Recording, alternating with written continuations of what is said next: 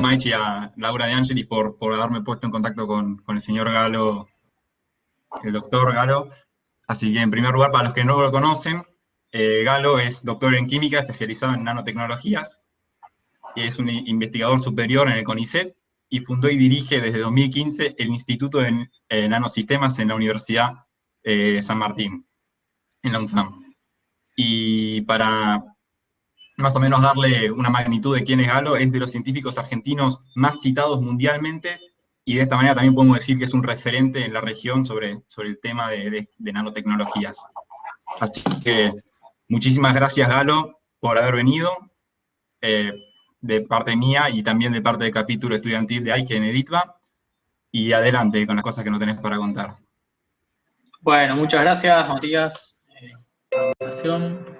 Muchas gracias a todos, a Saldana también, por enseñarme a usar esta plataforma. Gracias a todos.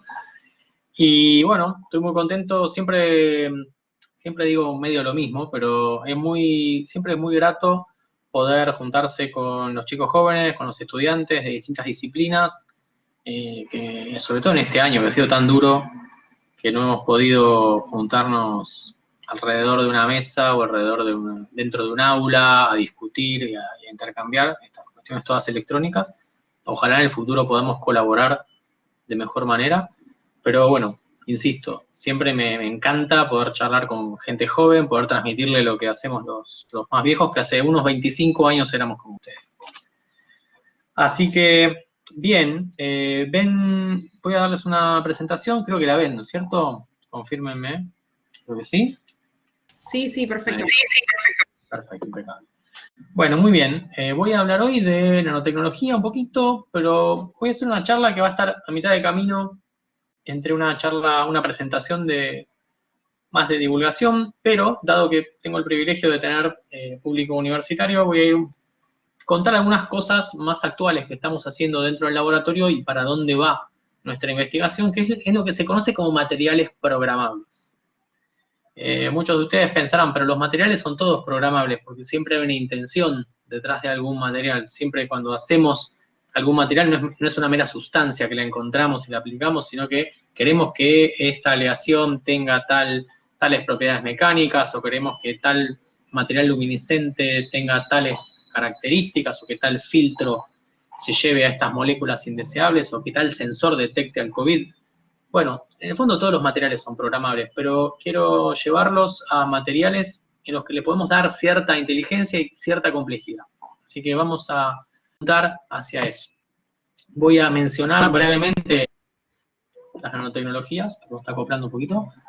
Luego voy a hablar de cómo hacer nanosistemas, que son materiales bastante complejos. Voy a hablar primero de nanomateriales, luego de nanosistemas, que son materiales con cierta complejidad, con cierto dominio espacial de las funciones, y cómo le decimos a los materiales las cosas que tienen que hacer, cómo les hacemos aprender cosas para que los materiales puedan eventualmente tomar decisiones. Voy a ir cerrando la charla de hoy con materiales que puedan tomar alguna decisión lógica por ahí, o poder responder a estímulos externos, poder transducir de un estímulo a otro. Entonces quiero mostrarles un poco el camino que seguimos los que trabajamos en nanotecnologías para hacer eso. Bueno, como todos ustedes saben, las nanotecnologías implican el uso de materia cuando la materia está dividida en pequeña escala. Básicamente usamos materiales estructurados que tienen tamaños nanométricos. Si uno se pone a pensar en las escalas, para la escala humana común, como la nuestra, que medimos todo en metros, nuestra cercanía, nuestras dimensiones corporales, bajar a la escala del nanómetro es descender 1000 millones de veces. Es decir, un nanómetro no lo podemos ver fácilmente a simple vista, necesitamos microscopios de buena resolución para poder resolver objetos del orden de nanómetro, pero un nanómetro tampoco es una escala tan chica. Si bien es 1000 millones de veces más chica que nuestras escalas naturales, un nanómetro es una escala que abarca una decena de átomos de hidrógeno, por ejemplo, o 3 moléculas de agua. O sea, un nanómetro es la escala típica de las moléculas, de las biomoléculas. ¿Por qué?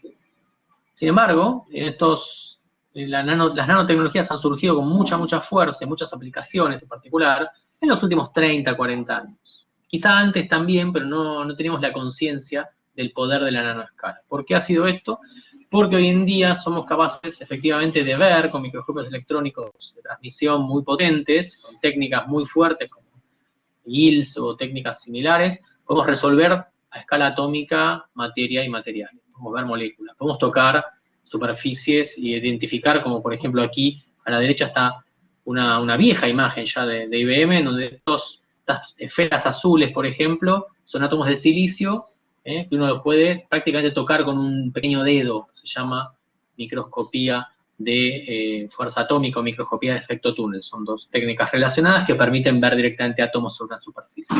Esto que ven a la izquierda es simplemente un nanotubo de carbono, que tiene adentro un cristal, solo que es un cristal de sal, es cloruro de cesio, solo que este cristal de sal es unidimensional, tiene un átomo de espesor. Y acá incluso se puede hacer espectroscopía, átomo por átomo, de cuál es cada uno de los componentes de esto. El estado del arte de las tecnologías es más o menos este, se puede hacer prácticamente de todo a esa escala. Entonces, algo que es interesante acá, nuevamente, la escala nanométrica está en el medio de dos mundos que nosotros conocemos bien, conocemos muy bien.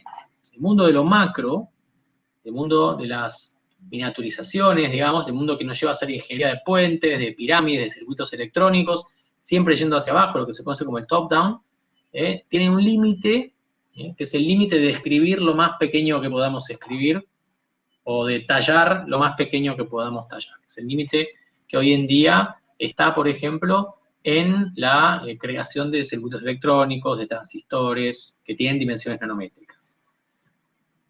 Por otro, hoy en día podemos hacer rutinariamente, en un teléfono celular, tenemos chips con centenares de millones de transistores cada uno, miles de millones de transistores, cada año es peor, que están totalmente integrados, que son totalmente direccionables, y que tienen dimensiones nanométricas, y que se fabrican masivamente y a un costo muy bajo.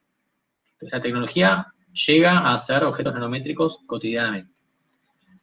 Por otro lado, desde el mundo atómico molecular, que venimos dominando con bastante capacidad, más o menos rudimentariamente desde la época de la Revolución Francesa, más o menos un poco mejor en nuestras épocas ya de independencia y guerras civiles, y bastante fuertemente en el último medio siglo, los últimos 100 años, venimos dominando muy bien la química.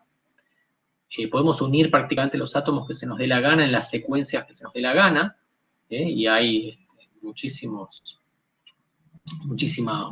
avances al respecto.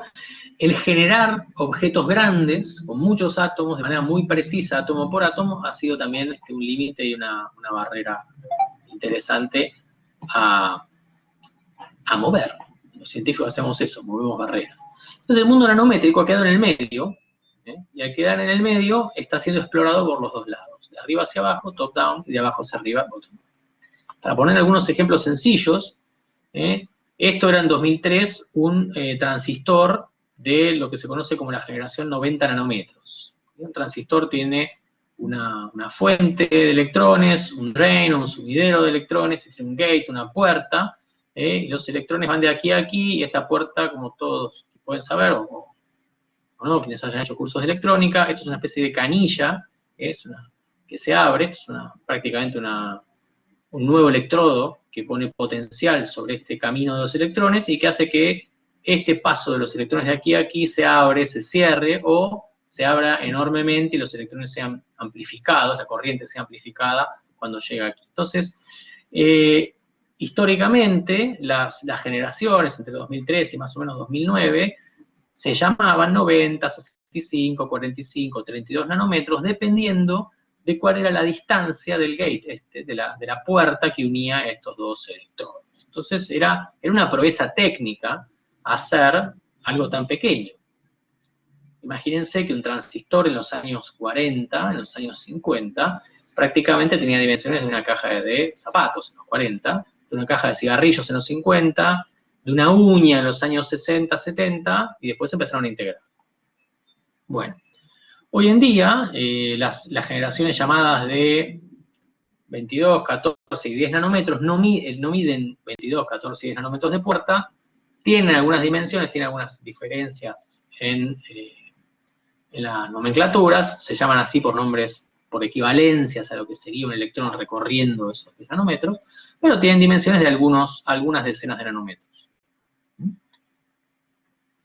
Esta es una comparativa reciente de dos chips, por ejemplo, de AMD versus de Intel, de tecnologías que se llaman distintos, pero que tienen, por ejemplo, transistores que tienen tamaños similares vistas por microscopio electrónico. Perdón, hay una pregunta de Joana, ¿puede ser?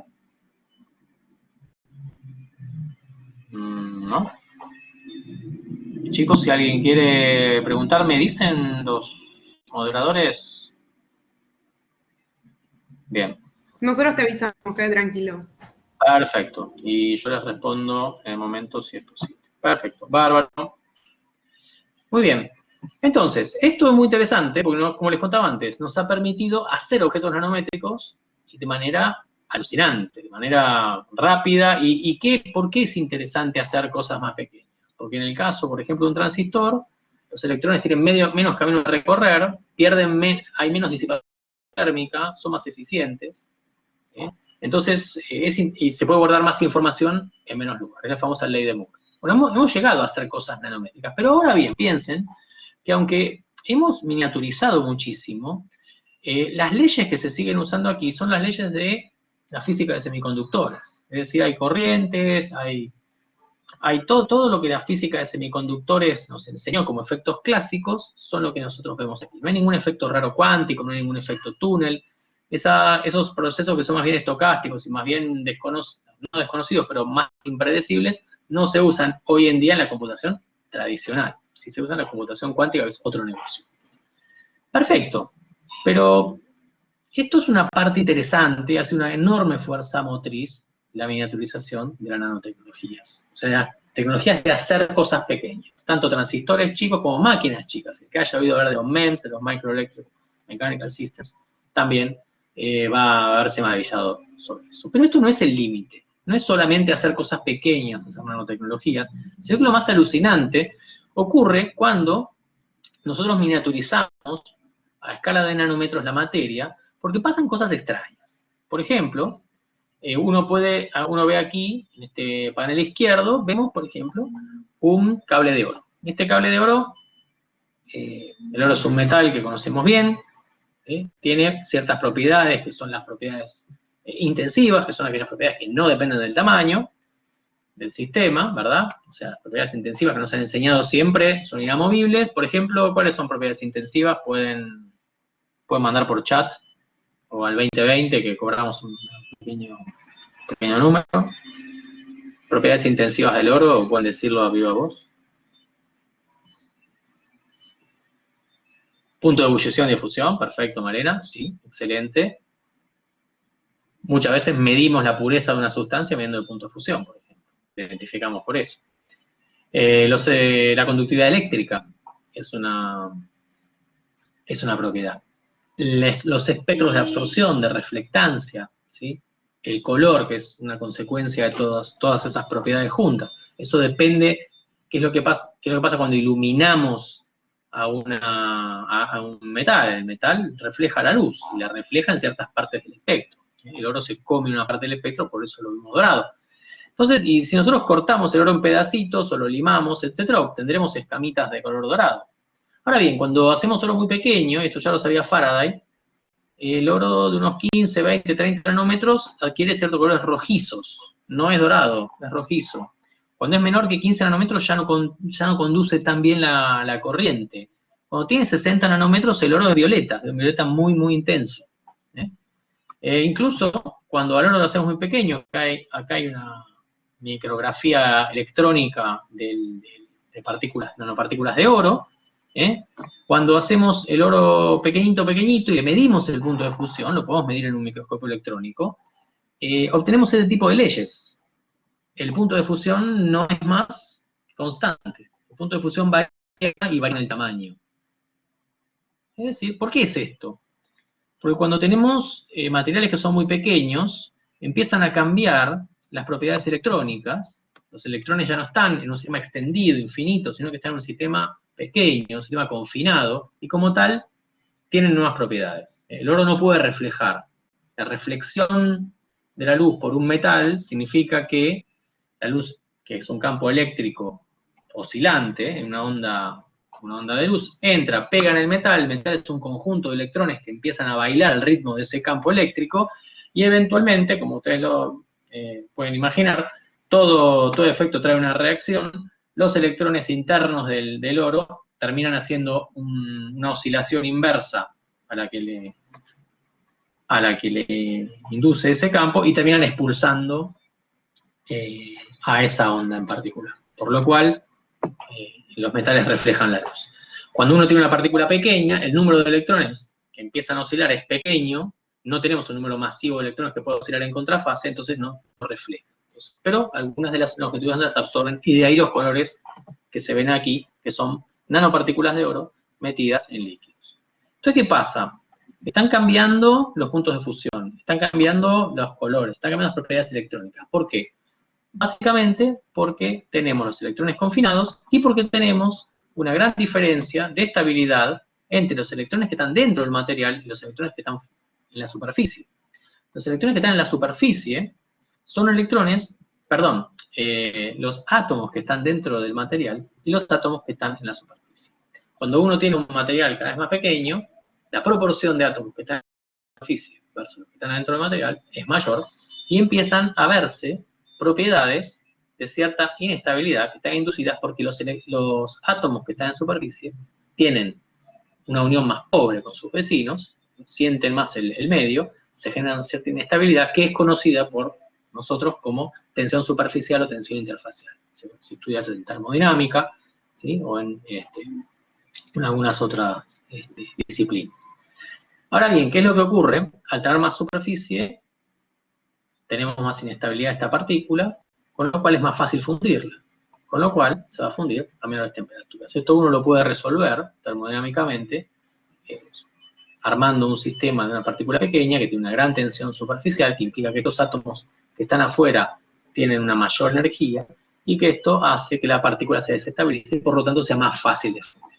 Es decir, lo que ocurre entonces en el nanomundo es que no solamente con los materiales son pequeños y es interesante porque son chiquitos y podemos miniaturizar, sino que las propiedades cambian con el tamaño. Las propiedades intensivas que nosotros pensábamos que eran inamovibles. Y esto obviamente merece un meme del gato, ¿no? Porque nosotros nos enseñan siempre que las propiedades intensivas no dependen del tamaño, pero bueno, en el nanomundo no es tan así. O mejor dicho, es al revés. Por supuesto que hay muchísimos estudios que hemos hecho y esto no es algo que no se conozca. La termodinámica de sistemas pequeños se conoce, las propiedades electrónicas de sistemas confinados se han desarrollado muy bien en los últimos 40, 50 años y antes también. Así que eso es algo que hoy que tenemos la física, tenemos la química, tenemos incluso las ingenierías para poder entender cómo se portan estos materiales y para poder incluso diseñarlos, que es lo más importante en el área de las tecnologías. Pero básicamente pasan tres cosas. Cuando hacemos materiales pequeños, tenemos nanomateriales, las propiedades dependen no solamente de qué es esa sustancia, sino también del tamaño y de la forma de ese objeto. Recuerden las nanopartículas de oro, los colores distintos, con los puntos de fusión distintos. La relación superficie-volumen es enorme, entonces un material que se va haciendo más pequeño tiene proporcionalmente más átomos en superficie, entonces su superficie se expresa.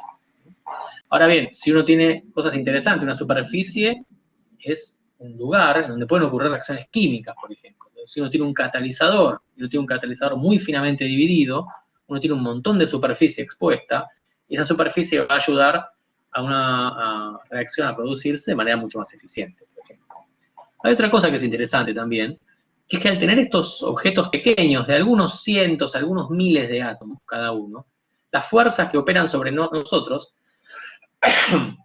todos los días, como el peso, por ejemplo, el rozamiento, son fuerzas que no tienen mucha importancia. Una nanopartícula, imagínense si uno hace el cálculo, el peso de una nanopartícula es más o menos 3 o 4 órdenes de magnitud menor que cualquier fuerza sencilla de dos cargas. Cualquier fuerza electrostática separada por un dieléctrico.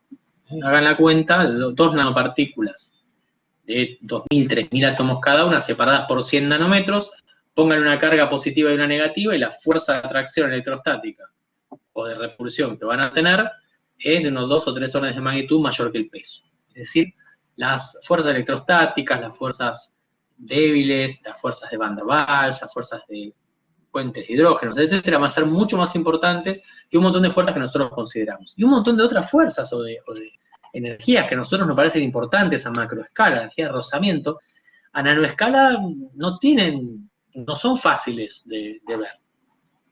¿Qué es el rozamiento a nivel molecular? En el fondo es la interacción entre una superficie y otra superficie. En el fondo es la interacción entre ciertos átomos. Se puede ver a niveles de rugosidad atómica. Entonces, el mundo adquiere otras dimensiones energéticas y es muy interesante lo que se puede aprender de las fuerzas en el nanomundo. Bien, entonces con esto quiero que se sientan mal un rato, porque todo lo que nos enseñaron de todos los días está mal. No está mal, pero le faltan algunos términos. Pero bueno, uno puede aprender. Eso sí, hoy en día hay una cantidad enorme de estos efectos de nanoescala que se usan realmente para propiedades y realmente para hacer funcionar objetos. La enorme superficie específica de las nanopartículas se puede usar, por ejemplo, para tomar una nanopartícula y usarla como un gancho que enganche un polímero. Entonces, si uno tiene, por ejemplo, un auto y uno tiene los neumáticos del auto y el caucho que está aquí, hoy en día se usan catalizadores nanoestructurados que hacen que el caucho cure de manera mucho más fácil y que, por ejemplo, tenga mucha menos huella de carbón, porque cambia uno los componentes de los cauchos. Uno puede usar estas mismas nanopartículas en refuerzo de las partes de plástico del auto, por ejemplo, de los tableros, que hace unos 15 años se usan, y eso aligera mucho el peso del auto, y puede hacer unos materiales con mayor resistencia mecánica. Uno puede usar estas mismas nanopartículas, que sean hidrofílicas, hidrofóbicas, o que tengan alguna propiedad específica que uno le puede imprimir molecularmente, para que estas partículas formen parte de una fibra textil que repela manchas, por ejemplo, o que se limpie sola. Entonces, estos son objetos que hoy en día forman parte de los más de 8.500 productos. El caso de los televisores es muy divertido. Si uno mira los televisores de última generación, uno tiene los de alta definición que se llaman QD o QLED, que son sistemas que básicamente en los cuales los emisores de estos televisores ya no son LEDs de industria electrónica. Un LED son 2 semiconductores espalda con espalda. Cuando uno pasa corriente por un LED, esos electrones que uno inyecta en un LED pueden emitir, pueden tener una transición electrónica y emitir luz de un dado color. Bueno, estos QLED funcionan por otra metodología, son unas pequeñas nanopartículas de una sustancia nanoestructurada que recibe luz azul y de acuerdo al tamaño de la partícula puede emitir o bien en el rojo o en el verde o en el azul de manera muy precisa, muy angosta, con una luz muy limpia, y son tintas, son mucho más fáciles, son mucho más baratas de procesar, por ejemplo, que otro tipo de LEDs, y son tecnologías nuevas que básicamente están empezando a andar muy bien en el mercado y son negocios de varios miles de millones de dólares. Estos QLEDs derivan de nanopartículas que fueron sintetizadas por primera vez en los años 90 y que fueron teorizadas por científicos soviéticos de los años 70 y 80.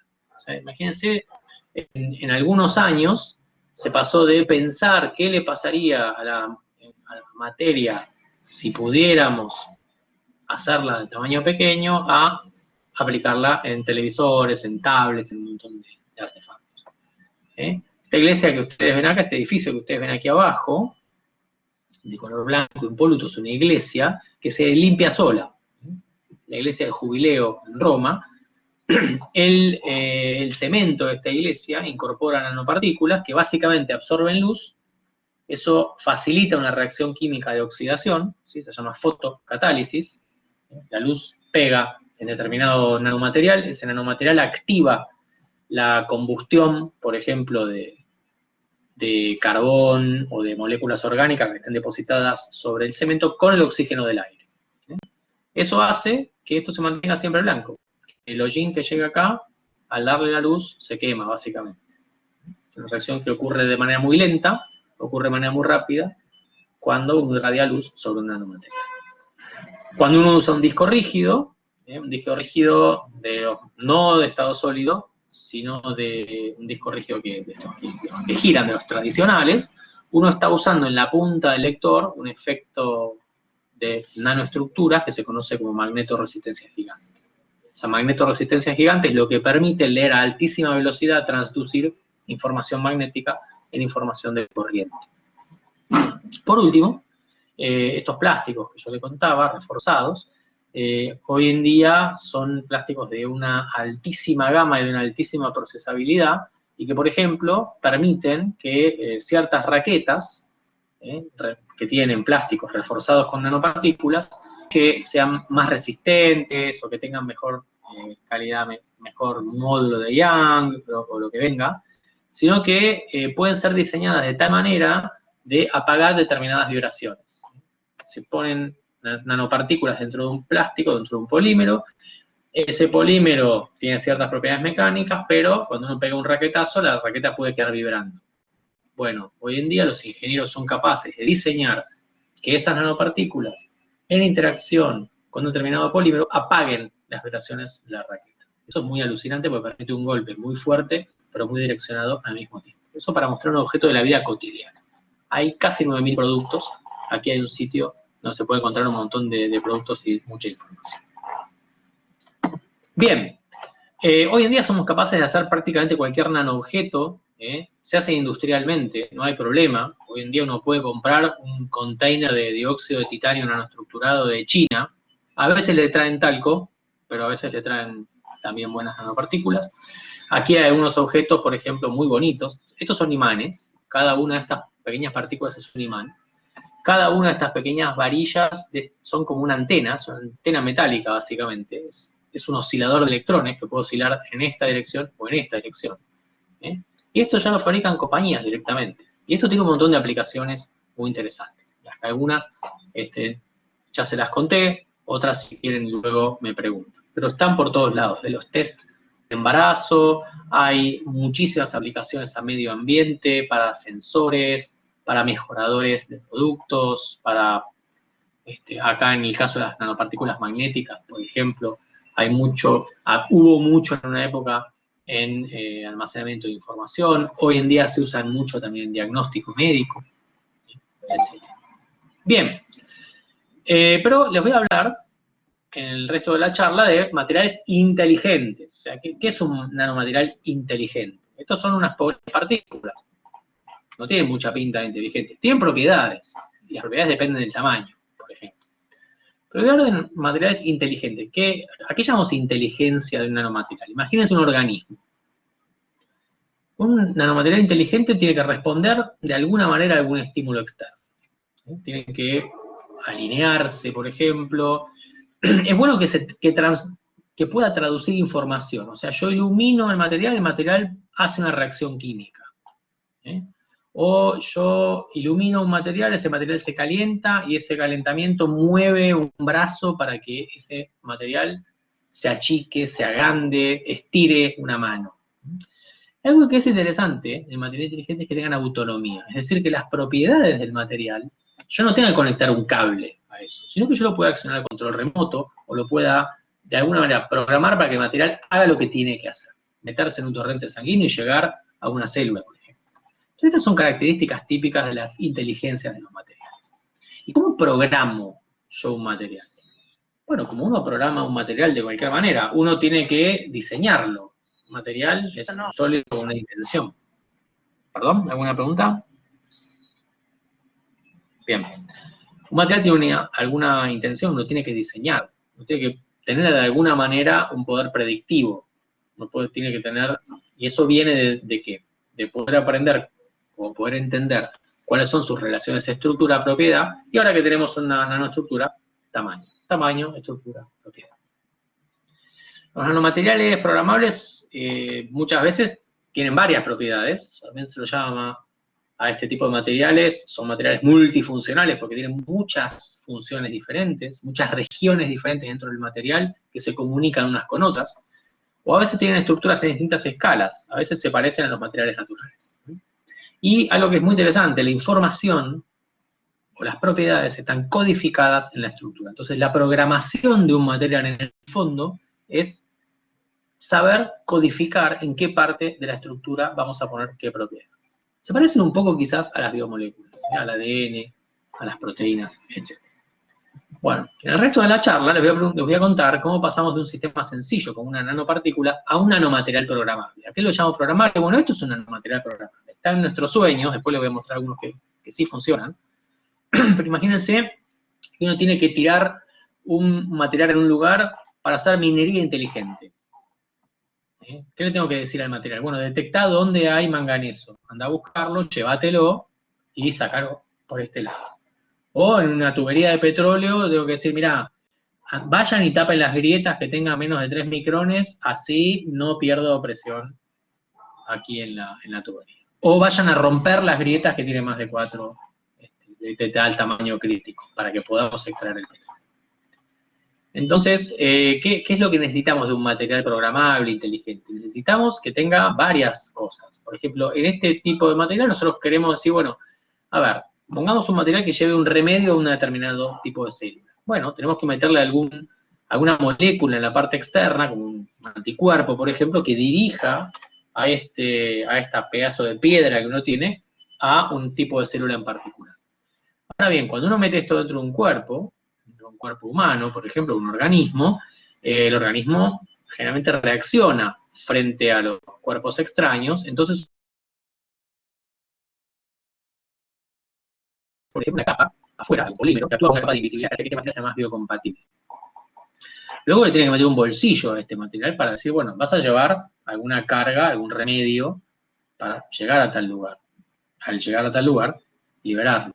Bueno, uno mete un remedio aquí adentro, necesita un bolsillo. Y va a necesitar también estas puertas, estos portones de color verde, porque en algún momento este bolsillo va a estar cerrado hasta que llegue al lugar adecuado y ahí se va a tener que abrir. Entonces fíjense cómo esto hace 30, 40 años teníamos un artista dibujando una especie de nave con puertitas, con motorcitos, con cohetes que iba a buscar esto. Hoy en día esto se puede realmente diseñar trabajando mucho con cientistas que hacen polímeros, científicos que hacen materiales que se doblan, que se abren, que se cierran, expertos que saben cuál es la bioquímica adecuada para sintetizar estas moléculas y para pegarlas a una partícula, etc. ¿Qué herramientas usamos para hacer esto? Herramientas de un montón de ciencias. Yo, en particular, vengo del lado de la química y les voy a contar algunas herramientas del lado de la química.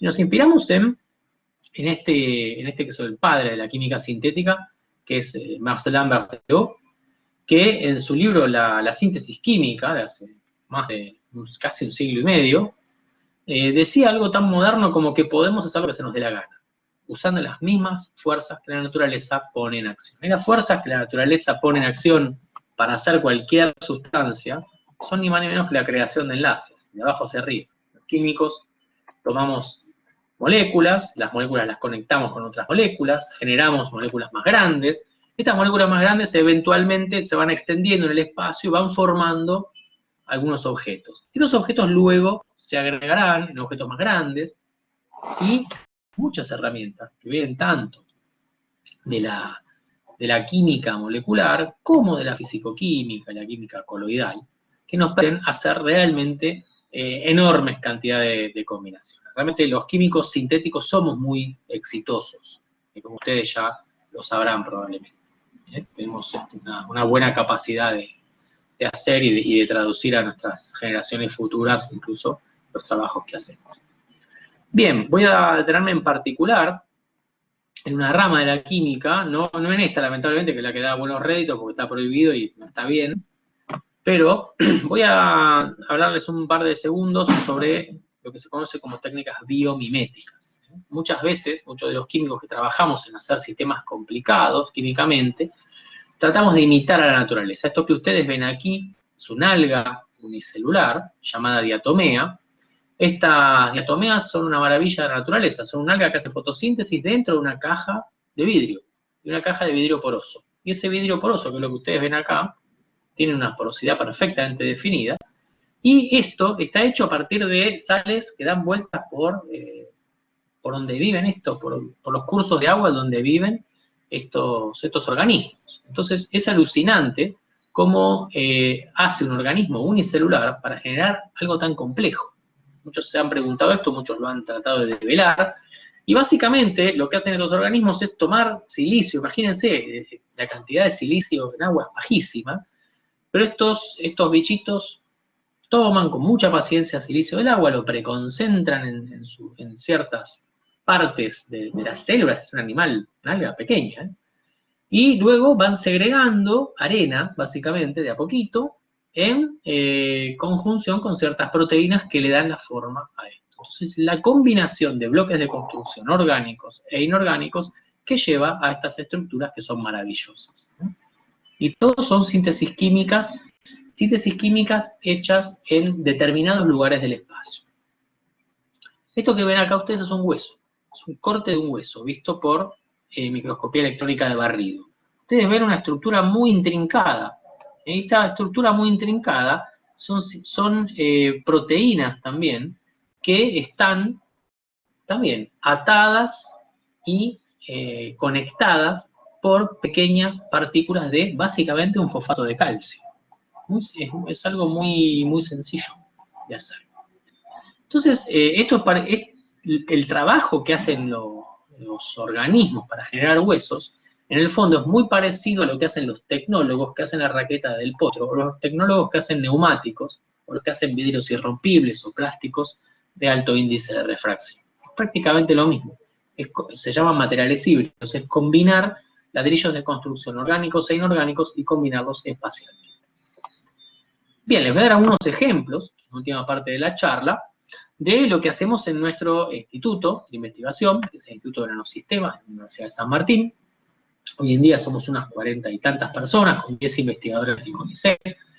Hacemos cosas que nos parecen interesantes, hacemos la mejor ciencia que podemos, como siempre, pero también, además de hacer ciencia académica, hacemos desarrollo tecnológico, capacitamos, hacemos servicios a la industria, nos divertimos bastante. Aquí están nuestras coordenadas para el que quiera seguirnos en las redes sociales o que estén interesados en alguna oportunidad que quieran hacer pasantías, tesis doctorales, trabajo con empresas, etc. Bien, les voy a mostrar algunos trabajos que hacemos en mi grupo de investigación en particular. Hay un montón de grupos de investigación que hacen cosas fascinantes.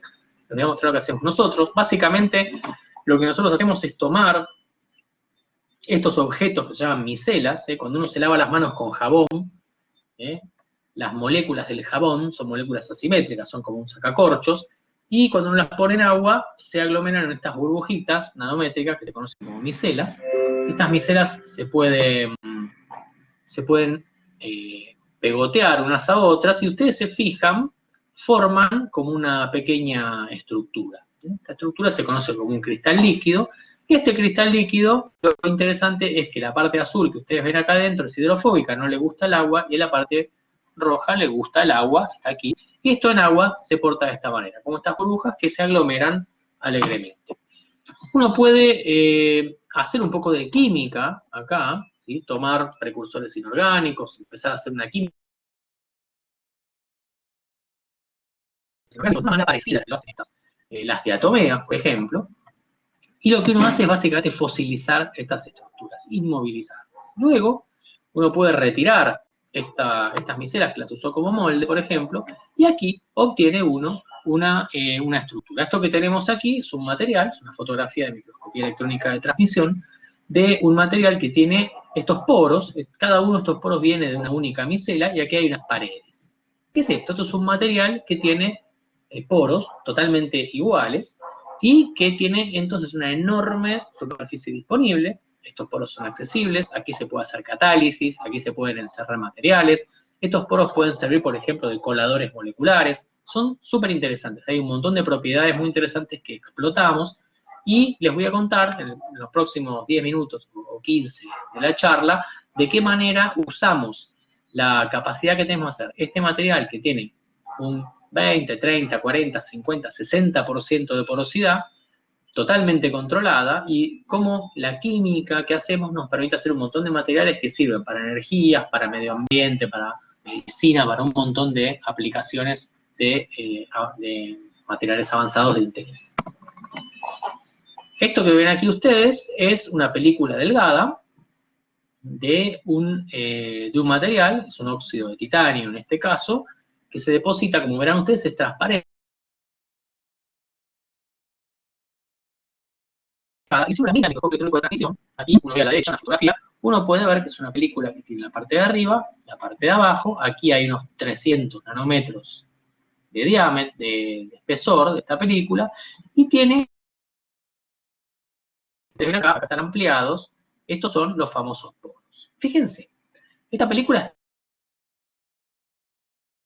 otra vez, Galo, con perdón. lo cual, y después también, dígame, ¿Querés adelante. apagar la cámara? Porque se está cortando un poquito. Tal vez si apagamos la cámara se escucha un poquito mejor. Recién ahora. ¿Está cortando? Bueno, A ver si va listo, mejor. perfecto, entonces apagamos la cámara. Gracias. Vale, muy bien. Listo. Esperen que verifique que tenga bien.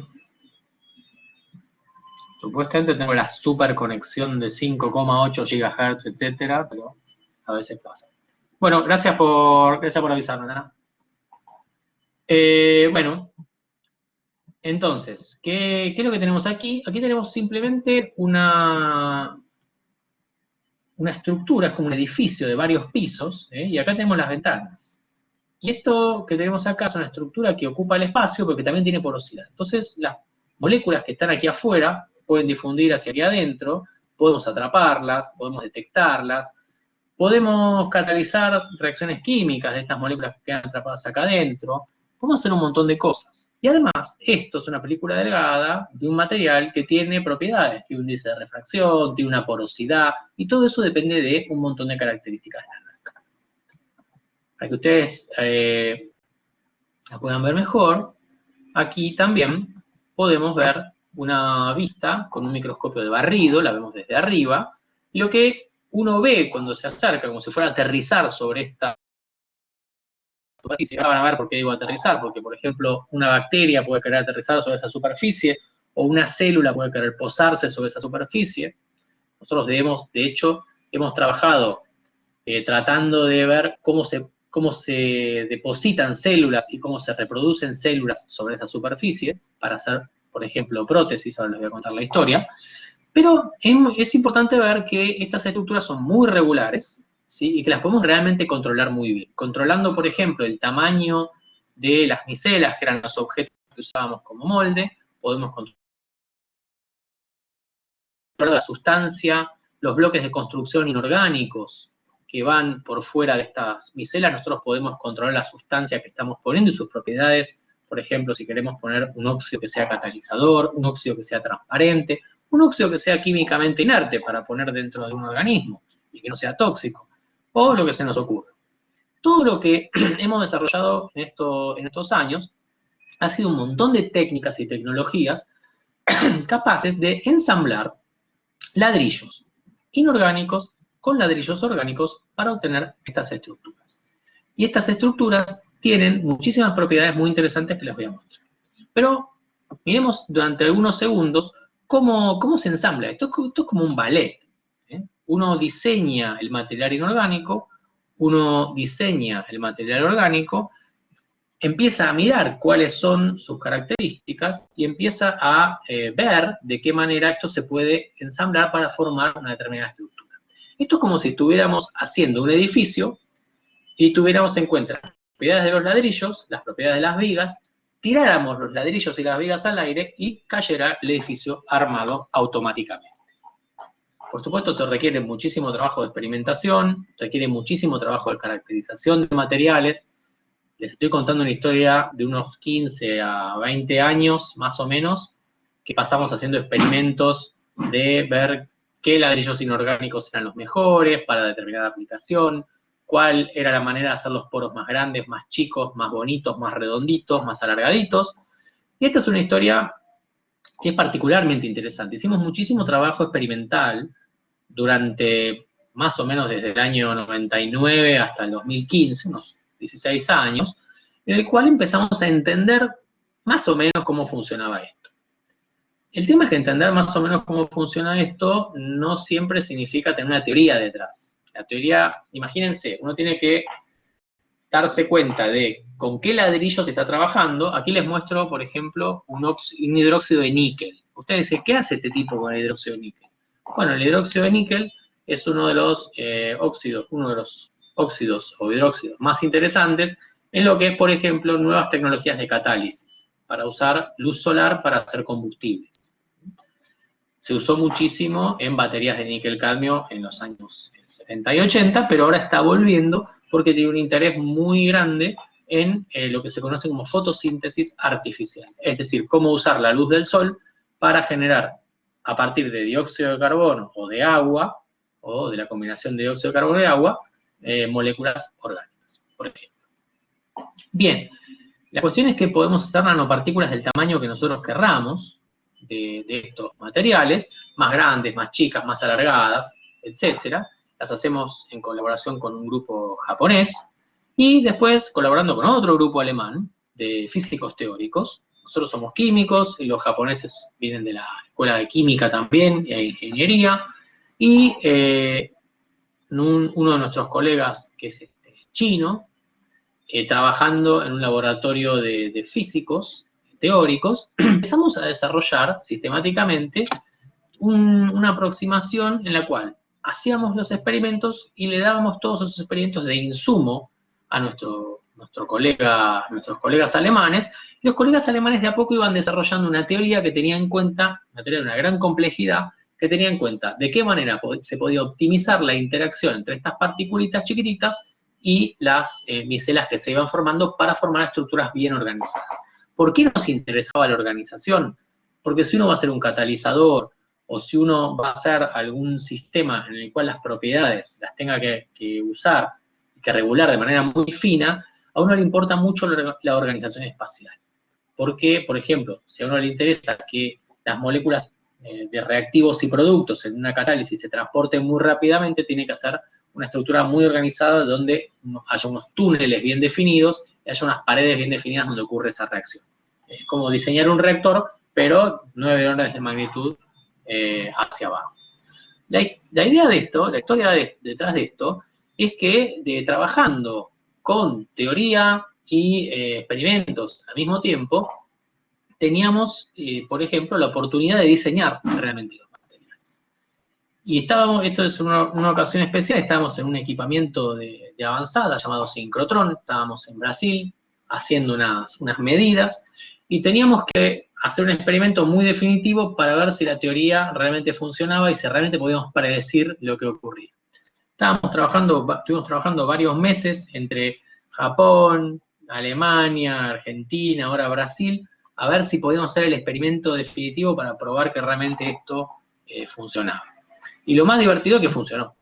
Estas caras de acá son de mis dos colegas japoneses, estábamos los tres en Brasil, en un equipo muy, muy complejo que uno tiene que trabajar 24 horas sobre 24 porque se lo prestan 2 o 3 días nada más, en todo el año. Y bueno, funcionó, sí, efectivamente pudimos desarrollar la teoría y la experimentación adecuada para diseñar los materiales que nosotros queríamos. Es como mágico, en ese momento es como meter un gol en la final de un mundial, más o menos. Así que estábamos muy contentos. Bien, les hablé un poco de arquitectura. Además de diseñar estas estructuras que son re complejas, pero muy interesantes, que tienen muchas propiedades, también podemos decorarlas con funciones, grupos orgánicos, etc. Entonces podemos empezar a programar propiedades ahí adentro. Podemos cambiar la naturaleza de las paredes, podemos cambiar la naturaleza de los grupos superficiales, podemos hacer muchas cosas. Déjenme contar entonces de a poco qué vamos programando y para qué sirve. Por ejemplo, ¿para qué sirve hacer poros de determinado tamaño? ¿Por qué? Porque este tipo nos está hablando de cosas que tienen tamaño de poros de 3, 5, 10 nanómetros. ¿Qué diferencia hay? Hay muchas diferencias. Una de las diferencias que era interesante la vieron las células, por ejemplo. Nosotros básicamente habíamos hecho estas películas delgadas y si ustedes ven acá estos agujeritos forman como una especie de empedrado. Imagínense una célula de hueso, un osteoblasto, que se va a pegar sobre una prótesis. el número de células que se pegan sobre la superficie de una prótesis, básicamente un clavo, un tornillo, es determinante en qué tan denso va a ser el hueso. Si se pegan todas las células locamente, rápidamente, eso trae después problemas en la generación del hueso. Si no se pega ninguna, no se genera hueso. Tiene uno que regularlo. Muchas veces se regula poniendo hormonas, haciendo diversos experimentos biológicos. Nosotros lo que encontramos, nos pareció muy interesante, es que la sola presencia de esos agujeros de distintos tamaños ya hacía crecer de manera diferente a las células. Regulando el tamaño de poro, con poros más grandes las células crecían más lentos, con poros más chicos las células crecían más rápido. Y en el medio se podían regular. Eso nos pareció muy interesante. Después nos dimos cuenta de que las células, antes de pisar sobre una superficie, segregan unas proteínas, las proteínas empiezan a colonizar la superficie, y la manera que esas proteínas se pegan a la superficie depende de la curvatura de esa superficie. Al generar poros de distinto tamaño, generamos distinta curvatura, y esos efectos físicos de tamaño se transducen en una señal en las células. Nos pareció casi mágico. Eso, desde el punto de vista de las tecnologías de prótesis, es muy relevante, es muy interesante y está en sus inicios.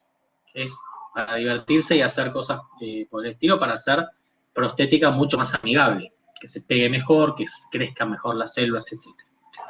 Hay otras cosas que desde el punto de vista tecnológico son sumamente interesantes. Probamos con células de organismos complejos, como por ejemplo los osteoblastos, pero también probamos con bacterias. Las bacterias tienen un comportamiento levemente distinto, o sea, son distintas entidades una bacteria que una célula de verdad, una célula eucariótica, pero algo que resultó ser muy interesante es que el crecimiento de las bacterias también era sensible a la mera porosidad. Es decir, nosotros sin poner nada, ningún antibiótico, nada, lográbamos, moviendo el tamaño de los poros, que por ejemplo las bacterias no pudieran colonizar una superficie, no pudieran formar lo que se conoce como un biofilm.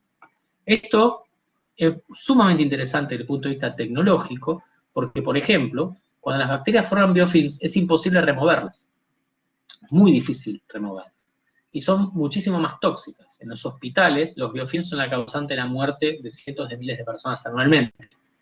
En la industria del petróleo, la formación de biofilms en caños, en cañerías, por ejemplo, es detrimental y destruye el transporte de petróleo y de gas. Entonces, si uno puede hacer una superficie sin manutención que espante a las bacterias directamente, es interesante desde el punto de vista técnico. Aquí hay otra cuestión que fue interesante.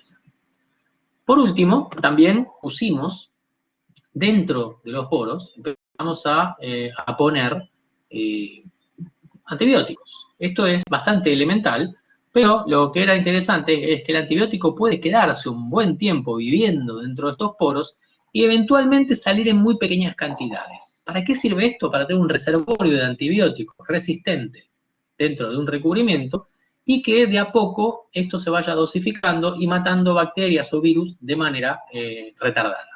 Esto generó una empresa y generó un producto. Este producto ahora está pasando ya por todas las etapas regulatorias, y este producto hoy en día, les cuento, lo podemos aplicar en superficies grandes. No lo puedo mostrar porque está protegido, pero básicamente lo podemos poner en un tren, por ejemplo. Y hemos demostrado que este producto es capaz de inactivar virus de tipo COVID, lo cual es muy interesante, porque si ustedes se fijan, ahora que estamos volviendo a una cierta nueva normalidad, los transportes, por ejemplo, requieren desinfección. Los subtes requieren desinfección, por ejemplo. ¿Dónde se desinfecta el subte? En la cabecera. ¿Qué es lo que pasa cuando el subte llega a la cabecera? La desinfección dura unos cuantos minutos. Entonces, toda la logística de descontaminación del subte, una vez que llegó a la cabecera, dura unos cuantos minutos que ese subte no está disponible. Entonces, baja la cadencia del transporte y es peor para todos. Este tipo de productos podría permitir, por ejemplo, que el subte se limpiara una vez por día o una vez cada 48 horas, porque tiene efecto residual. Al tener efecto residual, esto impide que los subtes queden tanto tiempo inactivos. Entonces, fíjense como, por ejemplo, unos productos una ciencia relativamente sofisticada termina en un producto que uno puede usar en una situación incluso de pandemia. Eso se lo quería transmitir también porque me parece interesante cómo hacer algo que es, desde el punto de vista de lo más básico, directamente a un producto. Obviamente, cuando uno se mete con un producto, se mete con cosas mucho más complicadas para un científico, mucho mejores para un ingeniero.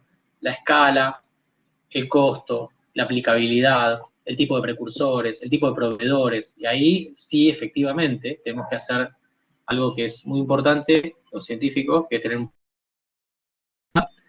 trabajar activamente y de manera interdisciplinaria con otros actores de la cadena de desarrollo y de innovación, y trabajar de manera mucho más eficiente. Bueno, por último, en estos minutos que me quedan, les voy a contar específicamente cómo hacemos para programar determinados comportamientos en nanomateriales. Es decir, cómo hacemos para decirle a este tipo de nanomateriales porosos, esto es un ejemplo meramente basado en la investigación nuestra, cómo hacer para dejar pasar moléculas, cómo hacer para que estos materiales sean nanocompuertas, o cómo hacer para liberar determinadas sustancias, o cómo hacer para cambiar una propiedad en función del exterior. Esto que ustedes ven aquí es nuevamente un material poroso, una película delgada. Cuando uno expone esta película delgada a un vapor, tiene un cierto índice de refracción esta película delgada. Como esta película delgada es porosa, el índice de refracción va a ser muy bajo. Para que ustedes tengan una idea, el índice de refracción del dióxido de silicio del vidrio es 1,45. Como tiene tantos agujeros que tienen aire, el índice de refracción es bajo, es de 1,20. Ahora bien, cuando uno expone esto a vapores, ocurre que el vapor entra en estos poros y el índice de refracción entra a subir. De repente sube y de repente, ¡plup!, se forma una gota acá adentro. Esto es cómo varía el índice de refracción en función de la presión de vapor. Cuanto más vapor hay, más sube el índice de refracción. Esto implica que esto es una especie de switch óptico. Es decir, esto puede variar 0,1 unidades de índice de refracción, que es un montón, cambia un ángulo de Brewster, cambia un montón de cosas, cambia la reflectividad, por ejemplo, en un pequeño intervalo de presiones. Entonces, esto puede servir como un sensor óptico de vapores. Lo que hicimos, lo cuento lo más sencillo que puedo, es, por ejemplo, una multicapa de materiales porosos. Al generar una multicapa de materiales porosos, quien haya hecho óptica física va a encontrar que esto es un sistema de múltiples capas con distintos índices de refracción. Este tipo de sistemas se llaman reflectores de Bragg. Básicamente esto es un espejo, refleja parte de la radiación. La parte de la radiación que se va a reflejar depende de cuál es el índice de refracción de estas capas y cuál es el espesor. Entonces, ¿qué es lo que pasa? Aquí tenemos, por ejemplo, un espectro de reflectividad versus la longitud de onda. Este lomo que ustedes ven acá implica, por ejemplo, luz de un color, digamos, verde. Cuando este material se expone a ciertos vapores, se empieza a reflejar una luz roja. Entonces, simplemente tenemos un cambio muy abrupto de la reflectividad y del color reflejado en función del vapor que está dando vueltas. Fenómeno, pero cualquier vapor puede entrar. En principio cualquier vapor puede entrar, lo cual hace esto un poco aburrido, porque cualquier vapor que ande dando vueltas puede modificar esta señal. Esto es una señal óptica, cambio de color. Ahora, yo puedo trabajar con química. Puedo tomar a estos materiales, puedo modificarlos. Y puedo lograr que el agua no entre, por ejemplo, pero que entre sí una molécula de nafta. El agua y una molécula de un alcano son muy diferentes químicamente. Si yo pongo moléculas de un alcano aquí adentro, cosidas a la pared, esto va a hacer que el alcano se meta muy rápidamente, es más, que se meta a presiones muy bajas, y que esto cambie de color solamente en presencia del alcano y no en presencia del agua, como es lo que pasa. Les muestro este ejemplo, simplemente para decir lo siguiente. Lo que hicimos acá fue hacer una capa de óxidos que pueden atraer selectivamente determinadas moléculas que estén dando vueltas por ahí, y no otras, y que las moléculas entren implica que se refleja una luz de distinto color. Entonces hicimos una transducción de una señal química a la luz. Programamos el material. ¿Cómo lo programamos? En 3 escalas distintas. El color va a depender del espesor y del índice de refracción. La capacidad de switching va a depender del tamaño de poro. ¿Y qué material, qué moléculas se van a meter dentro de estos poros? Va a depender de cuáles sean las moléculas que estén puestas en la superficie. Esta es la manera que nosotros tenemos de codificar o de programar a este material. Lo programamos molecularmente.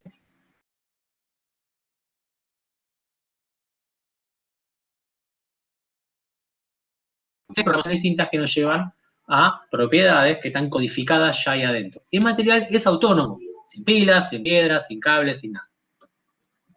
Estamos generando un sistema que por sí mismo responde a información, con información que nosotros le hemos puesto. Podemos hacer cosas muy divertidas, podemos poner espejos. Los espejos tienen poros de diferente tamaño. Al tener poros de diferente tamaño, esos espejos dejan pasar moléculas por tamaño, con lo cual podemos sensar cambios de color de moléculas de distinto tamaño. Eso es traducir cambios de tamaño de moléculas a cambios de señal. Podemos hacer cosas mucho más complejas que estamos haciendo hoy en día con teoría de la información, multisensores, con todo lo que es data mining, etc. No me voy a expandirme en eso, pero si quieren me preguntan. Podemos también no solamente aceptar señales ópticas, sino señales eléctricas. Yo puedo poner a este material como una red que deje pasar, como un colador que deje pasar distintas moléculas. La estrategia es parecida a la anterior. Puedo poner aquí un colador modificado.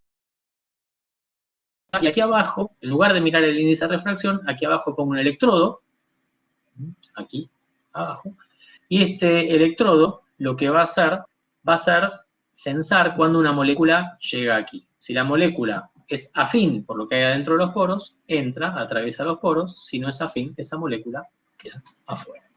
Y de esa manera uno puede programar también qué moléculas van a entrar, qué moléculas van a salir. Hay un montón de cosas que podemos hacer. No quiero entrar en muchos detalles, pero básicamente uno puede cambiar, hemos averiguado muchísimo sobre la movilidad de las moléculas acá adentro, de qué depende, cómo pasa una molécula de un poro al siguiente. Hemos usado esto para hacer sensores múltiples, estamos diseñando lenguas electrónicas en conjunción con un laboratorio de electrónica. Hacemos cosas ya programando la materia a escala un poco más compleja. Por ejemplo, dentro de los poros ponemos un polímero que se abra o se cierre en función de algún estímulo externo. Estos poros son como un túnel, le ponemos un polímero que cierra ese túnel, pero en presencia, por ejemplo, de ion calcio, ese polímero se abre. Entonces, ¿qué pasa? Tenemos un sistema que abre o cierra esos poros en presencia de una determinada. ¿De qué información estamos programando ahí adentro? Nuevamente, estamos programando la capacidad de generar una cortina que se abre solamente en presencia de una dada molécula. Esto se parece un poco a lo que hacen las células. Las células tienen poros que se abren o se cierran en función de las moléculas que están dando vueltas por ahí. Lo que se conoce como poros estimulables. Otro sistema que hicimos que me parece muy interesante es un sistema que responde a dos estímulos distintos, a la temperatura y a la naturaleza de la molécula. Es un sistema que tiene una cortina arriba, que a baja temperatura la cortina está formando un gel, a alta temperatura este gel se deshidrata y se abre la cortina. Aquí abajo están diseñados de tal manera de solamente dejar pasar un determinado tipo de moléculas. Por ejemplo, dejan pasar un catión y no un anión. Entonces, ¿qué pasa? Solamente el electrodo detecta corriente cuando estamos a alta temperatura y se trata de un catión. Esto es como una especie de puerta AND. Solo va a pasar determinada molécula cuando la temperatura sea temperatura alta. Es como el boliche. ¿Sí? Está el tipo en la puerta que dice, bueno, abrimos la puerta y solamente pasan los vestidos de rojo y no los vestidos de azul. Y esto es reversible. ¿Qué les quiero mostrar con esto? Que uno puede modificar molecularmente superficies, uno puede modificar molecularmente este tipo de sistemas, uno puede poner distintas funciones químicas en distintos lugares del espacio y ya empezar a darle cierta inteligencia a los sistemas. No voy a entrar más en detalle de esto porque hay muchos detalles químicos, pero déjenme mostrarles el último ejemplo, que me parece que puede ser interesante. Esto que ven ustedes aquí es una fotografía de microscopía de transmisión de un material que tiene tres regiones. Una región interna, que es una partícula metálica, una región media, que es una cascarita de vidrio, que separa esta partícula metálica del exterior. En el exterior tenemos este polímero que a alta temperatura se contrae y a baja temperatura se expande. A baja temperatura, este polímero toma agua, es un gel expandido, y a alta temperatura, este polímero se deshidrata y se hace más chiquitito. Lo que nos resulta interesante es que esta partícula de oro que está en el medio, cuando uno la irradia con luz verde, esta partícula de oro se empieza a calentar. Los electrones empiezan a oscilar, absorben la luz verde, y luego esto se disipa en forma de calor. ¿Qué hemos logrado medir con este tipo de partículas? Hemos logrado observar que irradiadas con luz verde se achican. ¿Por qué? Porque calentamos aquí adentro y porque este polímero que está acá afuera se hace más pequeño. Irradiando con luz verde las excitamos, irradiando con luz roja vemos el tamaño, vemos las dos cosas. ¿Qué es lo que estamos haciendo acá? Nuevamente, estamos pasando de un tipo de energía a otra. Irradiamos con luz verde, calentamos adentro, la luz verde se transforma, la excitación por luz verde se transforma en calor, ese calor migra hacia afuera, lo hemos medido eso con termómetros específicos, con nanotermómetros, es otra historia que no conté hoy, y el hecho de calentar a este sistema individual hace que este sistema se achique. Nuevamente, lo que estamos haciendo es traducir un tipo de señal a otro, y en este momento traducimos a una señal mecánica. O sea, hacemos que el sistema sea más chico cuando está iluminado. Este es el fin del viaje. ¿Y qué logramos hasta acá? Espero haberlos podido transportar desde los materiales de primera generación, de los que hablamos al principio, en los que las propiedades, así de una manera muy que hace 20 o 30 años era totalmente incomprensible, hoy se entiende más, que dependen de la estructura y de la forma y del tamaño del material, que son las nanopartículas. Ahora les pude hablar de los nanosistemas, o donde hay una segunda generación de nanomateriales, donde tenemos distintos lugares donde ocurren distintas cosas. Piensen en estas nanopartículas, donde aquí se calienta y aquí se mueve, aquí se mueve el material realmente, y estamos yendo hacia lugares más integrados, estamos yendo hacia tratar de imitar lo viviente, porque ahí es donde va la próxima generación de nanosistemas. Tratar de hacer sistemas que se parezcan a sistemas vivientes, en donde ocurran una multitud de distintos procesos que sean completamente controlables y que uno sea capaz de esos procesos controlar espacialmente dónde están y cómo se comunican entre ellos. Porque esos son procesos, ese cúmulo de procesos, son los que en última instancia, y mucho más complejos, forman los sistemas vivientes. Y ahí es donde estamos apuntando. Bueno, quiero agradecerles mucho su paciencia. Y estoy dispuesto a ahondar o a contestar todas sus preguntas o a ahondar con más ejemplos.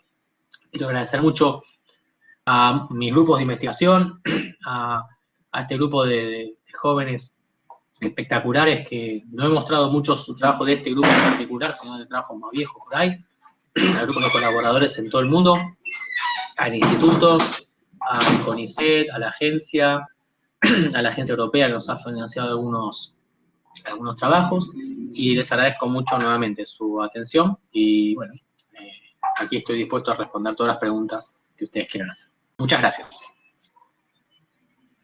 Gracias a vos, Galo, la verdad, por mi parte al menos, me pareció súper interesante. Y ahora sí, si quieren abrir el micrófono, pueden levantar la mano o pueden escribir por el chat también. Así que acá sí lo dejo a Galo que decida él cómo quiere responder.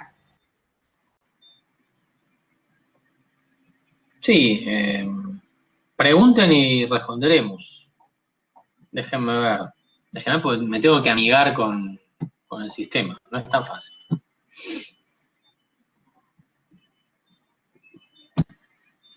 A ver. Chat. Bien. Si quieren, invito a los moderadores a que dejen hablar o intervenir a los asistentes y que, bueno, que pregunten lo que quieran. Para Sí, eso estamos. tienen habilitado para prender el micrófono si quieren, así que si tienen alguna pregunta pueden directamente hablar. Listo. Yo incluso puedo prender la cámara, así se me ve la cara de sorprendido cuando me hacen alguna buena pregunta. A ver.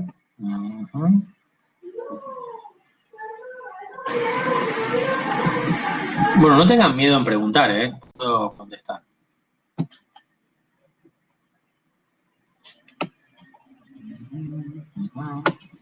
Hola, Galo, ¿sí me escuchás? Matías, sí, te escucho bien. Sí. En primer lugar, te felicito por la charla, me encantó. Me pareció súper interesante. Y tengo una duda sobre algo que vos habías mencionado hace un rato ya, que hablabas que usaban creo que era el hidróxido de níquel para hacer esta fotosíntesis sintética. Y mi pregunta es, las baterías de níquel y cadmio se dejaron de usar en realidad por esa característica de que perdían la memoria, ¿no? ¿Eso repercute Claro, en esto de la exacto. fotosíntesis sintética? Es una buena pregunta. En realidad las baterías de níquel y cadmio se dejaron de usar por dos cosas. Una por el cadmio, que es tóxico, pero otra también porque eran baterías que se iban degradando mucho con el tiempo. ¿Por qué? Porque cuando vos cargas y descargas una batería, se producen fenómenos en los cuales los electrones entran a un material electroactivo, por ejemplo el hidróxido de níquel, entran al material y luego salen. Y eso provoca ciertos cambios en la estructura. Hace 30 o 40 años esos cambios no se comprendían bien y los óxidos de níquel, que son como un libro, es como un libro de óxido de níquel, tiene como estantes o como páginas. Imagínate que las especies van entrando y saliendo de esas páginas. Es un libro que ha sido leído muchas veces y se va rompiendo. Hoy en día, en lugar de hacer óxidos de níquel tan gordos como un libro, se hacen como revistas. Son mucho más finitos los óxidos de níquel, se hacen prácticamente bidimensionales o como diarios. Entonces son mucho más flexibles. Entonces se ha vuelto al hidróxido de níquel como una fase electroactiva. Esos cambios de electrones se dan entre iones níquel 2 níquel 3. Entonces uno puede robarle un electrón al níquel 2, entonces uno genera un hueco de níquel 3, ahí carga, digamos, la batería, esto es un ánodo, y luego se descarga, vuelve el electrón al níquel 2. Entonces se está usando ese hidróxido en colaboración con un óxido que sea sensible a la luz, el óxido de titanio, por ejemplo.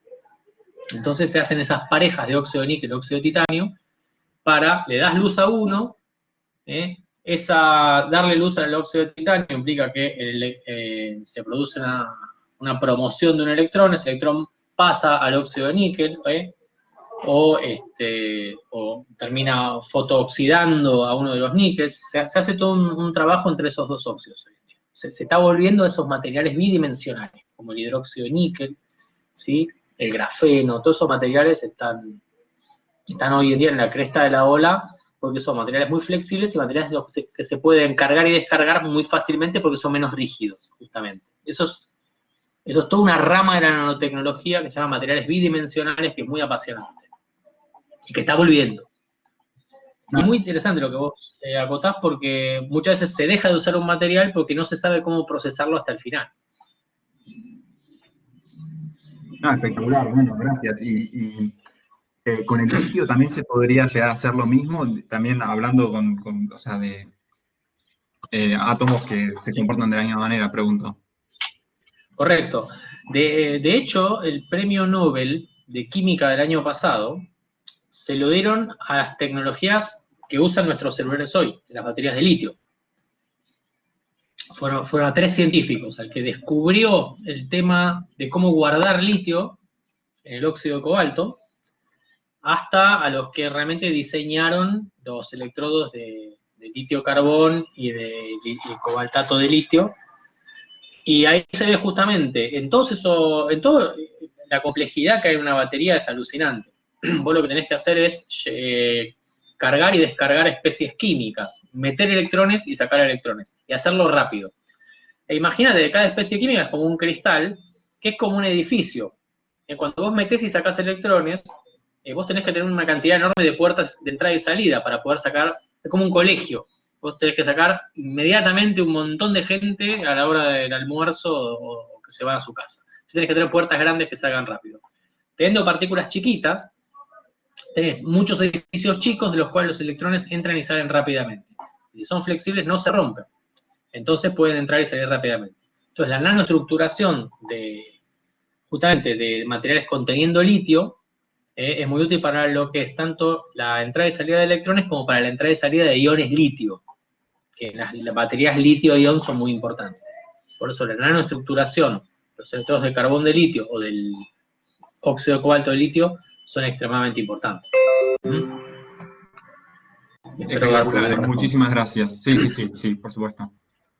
Ahí hay muchísimo que hacer tecnológicamente, o sea, hay mucho hecho tecnológicamente. O sea, eso ya está operacional hace 20, 30 años, no hay problema. Ahora, los desafíos que tienen las baterías de litio son los desafíos que tiene, por ejemplo, Tesla, ¿no? De qué es lo que pasa cuando te pudriste del Tesla Modelo 3.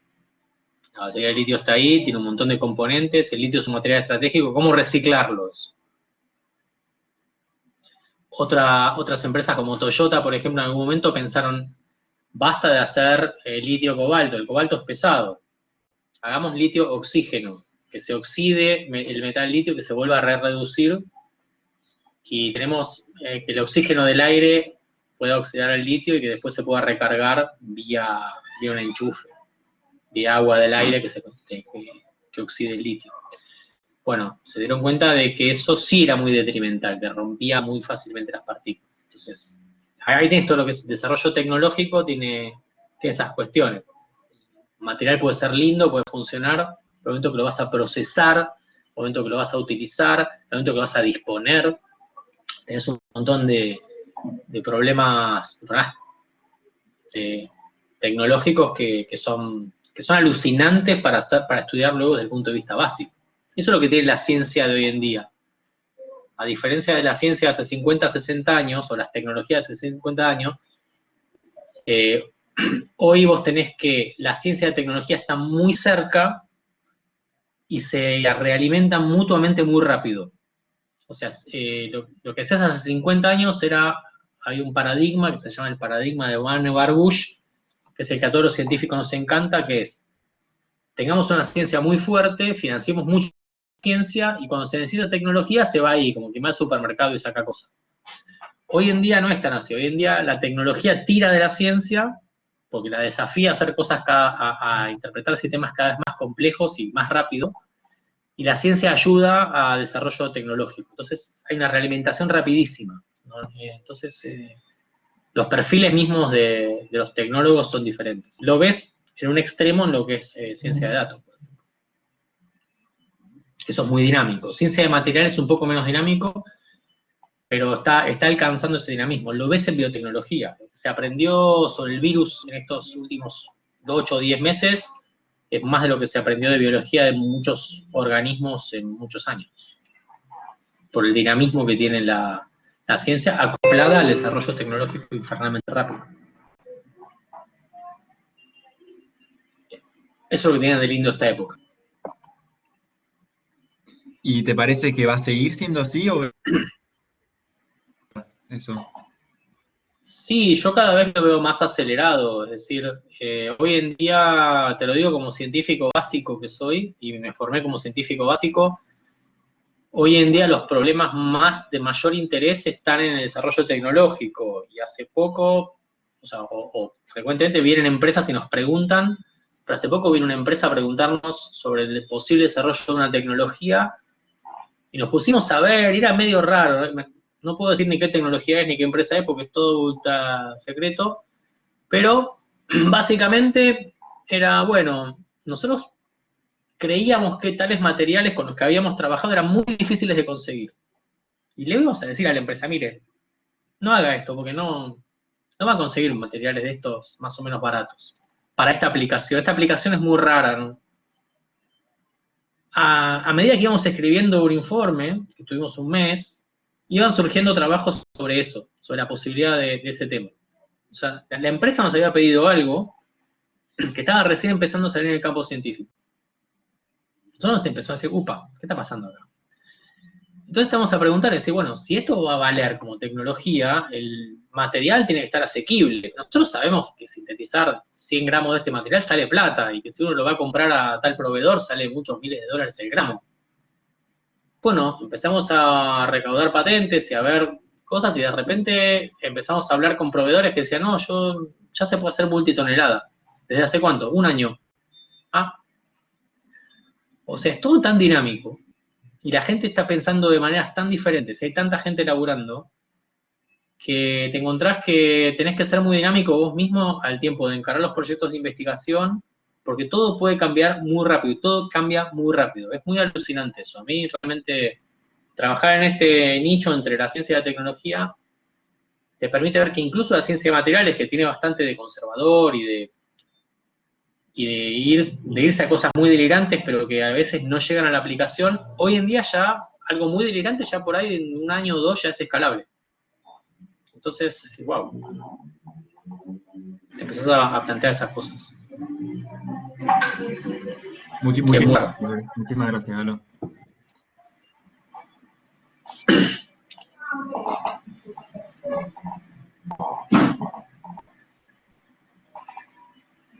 Yo creo que se quieren tomar todos un Campari hasta ahora, de verdad. A ver, yo te quería hacer una pregunta, Galo. ¿Cómo ves la aplicación de lo que sería por ahí Internet of Things y de todo lo que sería Big Data para el tema de ciencias de materiales? Y si lo ves que es factible que se expanda entre más áreas de la ciencia y por ahí de ingeniería más dura, digamos. Mirá, Internet of Things, con esto de los materiales inteligentes, es algo que va a ser natural y que hay que adoptarlo ya mismo. O sea, nosotros cuando estamos viendo justamente, o sea, el Internet of Things clásico es el de hoy en día. Ponemos circuititos, ponemos RFID, metemos internet en cualquier lado porque total es una circuitería. Pero pensémoslo al revés, pensemos cuando les hablé de materiales inteligentes, una de las cosas que por ahí no remarqué mucho es la autonomía, la capacidad de que algo funcione sin alimentación externa y de que su inteligencia esté codificada en su estructura, que es nuestros huesos o una serie de cosas. Entonces, yo creo que el Internet of Things es el primer paso, pero lo que es materiales adaptables, o sea, imagínate que en vez de tener una antena o un circuito, vos tenés un organismo que vos inventaste ahí adentro. Algo así como un ser viviente. Entonces, si llegás a hacer ese tipo de cosas, ya no va a haber un Internet of Things. Ya vas a poder sembrar vida, prácticamente, entendida como pequeños robots inteligentes, con cierta inteligencia muy limitada, pero muchos, y muy fáciles de hacer y muy baratos. Entonces, eso es alucinante. Y lo que es Big Data, yo lo estuve mirando, me parece que es alucinante. Juntar Big Data con ciencia de materiales, dada la complejidad que tiene la ciencia de materiales. O sea, yo no estudié ciencia de materiales, pero, bueno, tuve a cargo gente que tiene esa formación y estoy siempre en contacto con las escuelas de ciencia de materiales. Y la complejidad, lo que se llama la historia térmica, la historia del material, todo eso en el fondo es la complejidad que te da las relaciones propiedad-estructura que todavía no manejás. Todo eso es big dateable, por decirlo de alguna manera. Todo eso vos lo podés poner en algún espacio de componentes principales y analizarlo y encontrar montones de correlaciones y de causalidades, y eso va a ser alucinante. Eso va a ser alucinante. O sea, yo vi algunos grupos de investigación que están aplicando Big Data o Small Data en realidad, porque no había tantos datos, a problemas que, por ejemplo, alguien que se dedica a la nanotecnología, a la síntesis de nanopartículas. La síntesis de nanopartículas es lo más parecido a MasterChef que hay. O sea, vos hacés nanopartículas y te salen bien y ganaste el concurso, y las haces y te salen horribles y te mandan al delantal negro, gris, qué sé yo. Hay muchas variables ocultas en la síntesis de nanopartículas. Y muchas veces vos decís, bueno, síntesis de nanopartículas de plata, hay 250.000 papers que las reportan. Cuando vos sintetizás nanopartículas tenés el tamaño, la estructura cristalina, qué hay afuera, qué hay adentro, cuál es la carga superficial, cuál es la pureza, cuál es la distribución de tamaño. Todas esas son características que están reportadas. Ahora, un estudio de Big Data de eso puede empezar a mirar qué es lo importante. O sea, todas esas partículas fueran sintetizadas a diferentes temperaturas, diferentes concentraciones. Todo esto es un landscape que puede ser analizado con Big Data. Y hay unos trabajos muy interesantes de una colega australiana, no tengo el nombre ahora, que empieza a ver cuáles son realmente las condiciones importantes de síntesis de esas partículas basadas en 15.000, 20.000 papers. Ahí te empezás a dar cuenta que la gente miente. Porque muchas cosas quedan afuera, pero se empiezan a ver las tendencias. Entonces, la aplicación de Big Data a síntesis de nanomateriales, yo creo que es el próximo gol de la final del Mundial. O sea, ahí hay realmente mucho por hacer. Y todo lo que es diseño de nuevas propiedades, analizando también tendencias en función de Big Data, es eso. Tenés que ver bien cuáles son. Bueno, las computadoras ya las aprenden, o sea, el tema de usar Deep Learning para esas cosas es muy alucinante.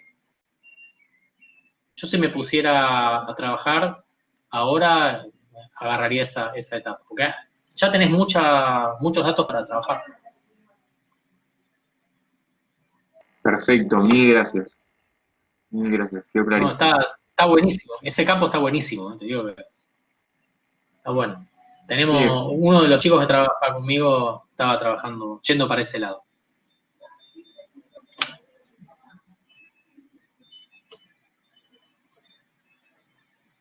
Galo, yo te quería hacer una consulta, tal vez es medio Adelante. Particular, pero estuve viendo y de hecho compré los barbijos que sé que estaba desarrollando la UNSAM. Sí. Están desarrollados con nanotecnología, no sé si particularmente el Instituto de Nanosistemas está en el desarrollo, pero bueno, nada, me gustaría saber si tenías idea, tal vez no, tal vez la pregunta está un poco errada, pero... No, está muy buena porque ese es un muy buen ejemplo de cómo se transfiere nanotecnología a la sociedad. El desarrollo original empieza con el grupo de Silvia Goyanes, en Exactas. Ella trabaja mucho con polímeros y con polímeros de aplicación masiva y con biopolímeros incluso. Y se juntó con colegas del Instituto de Investigaciones en Ingeniería Ambiental en UNSAM, que es el grupo de Roberto Candal, y se juntaron, que ellos trabajan con nanopartículas de diversa índole para hacer descontaminación y antibacterianos también, y empezaron a trabajar en conjunto con una empresa textil. Hicieron un desarrollo muy rápido, estuvo muy bueno.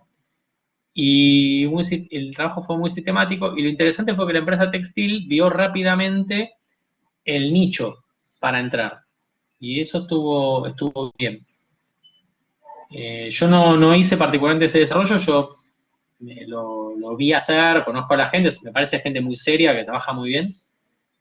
Y está, bueno, y de hecho tenemos algunos de los barbijos, la universidad tiene como un royalty de barbijos, y están buenos, y además tienen buen diseño. Y creo que se juntaron dos grupos de investigación de muy buena calidad, excelente calidad, con una empresa que también trabajó muy rápido, y muy rápidamente pudieron producir un resultado.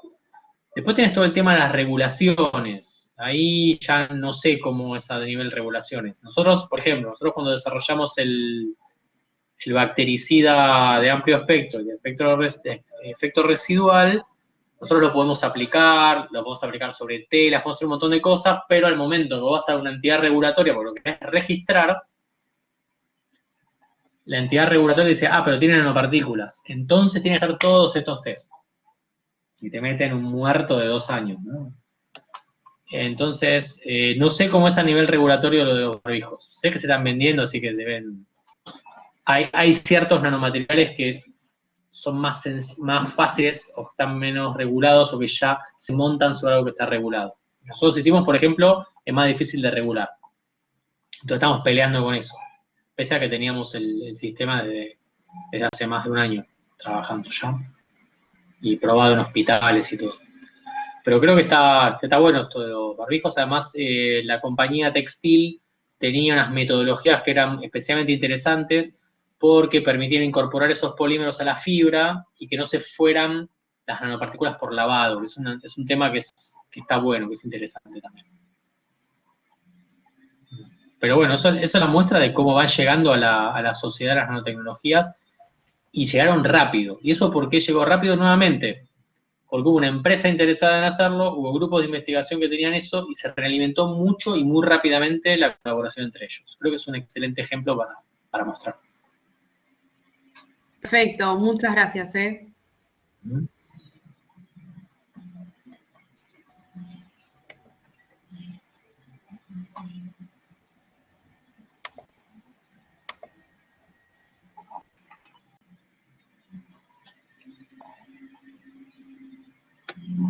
Bueno, no sé si alguien tiene alguna pregunta más, si no, vamos cerrando.